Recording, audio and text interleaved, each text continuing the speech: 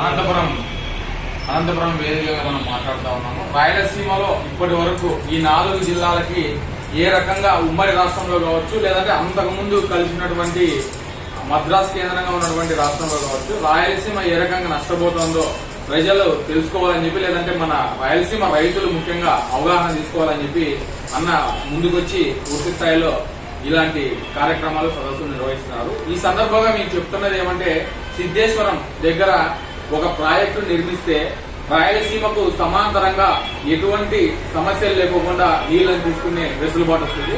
కాబట్టి దాదాపు 20 సంవత్సరాలుగా రైతులందరూ ఎన్నో ఏళ్లుగా, ముఖ్యంగా అనంతపురం కర్నూలు జిల్లా రైతులు అడుగుతా ఉన్నారు.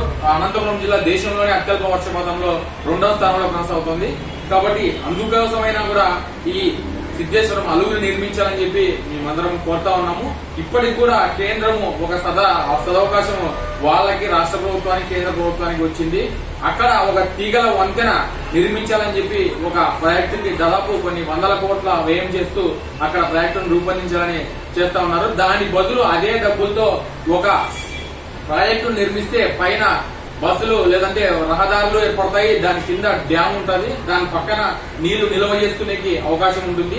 ఇప్పటికే శ్రీశైలం పూడిక వలన దాదాపు కొన్ని 100 టీఎంసీలని రాయలసీమ రైతులు నష్టపోతా ఉన్నారు.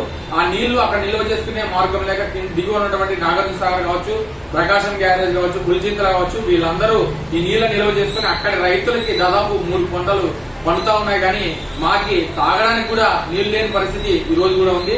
ఇప్పటికి కూడా అనంతపురం జిల్లాలో ఈ సంవత్సరము ఇక్కడ హెచ్ఎల్సీ, ఎల్ఎల్సీ కాలువలు లేదంటే అంద్రినీవ కాలువల ద్వారా పూర్తి స్థాయిలో నీళ్లు రాయలసీమ రైతులకి రాని పరిస్థితి. ఇప్పటికే మా వినాయక చవితికి కూడా అనంతపురం జిల్లాలో మా దగ్గరే వచ్చినటువంటి హెచ్ఎల్సీ కాలువలో నీళ్లు లేని పరిస్థితి మా రైతుల యొక్క కష్టాలకు కనబడతా ఉంది. ఇప్పటికైనా మేల్కొని రాయలసీమలో ఉన్నటువంటి చెరువులు లేదంటే అనంతపురం జిల్లా, కర్నూలు జిల్లా ఉన్నటువంటి చెరువులు ఎక్కడా లేవు.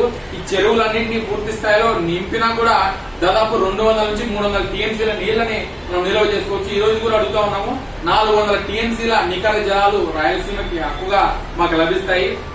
కానీ ఈ రోజు కూడా మాకు కనీసం 120 నుంచి 150 టీఎంసీల నీళ్లు కూడా ఇవ్వలేదు.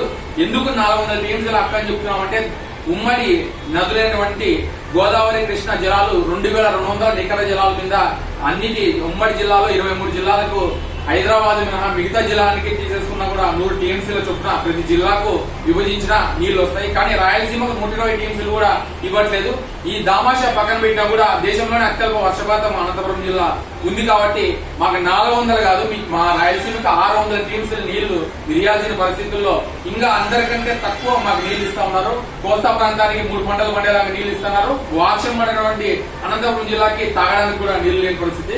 కాబట్టి వీటన్నిటిని ప్రభుత్వాలు ఇప్పటికైనా స్పందించి పూర్తి స్థాయిలో మా కొత్త ప్రాజెక్టులు కట్టి నీళ్లు ఇవ్వాలని చెప్పి ఈ సందర్భంగా మేమందరం కోరుతా ఉన్నాము. లేని పక్షంలో రాష్ట్రాలు ఇప్పటికే దాదాపు ఉమ్మడి మద్రాసు నుంచి మేము కోరుతా ఉన్నాం, రాయలసీమ వాళ్ళందరము ప్రత్యేక రాష్ట్రంగా మన 4 జిల్లాల్ని కలిపి ఉంచాలని చెప్పి ఆ రోజు మమ్మల్ని బుజ్జగించడానికి తెలంగాణ తీసుకొచ్చి కలిపారు.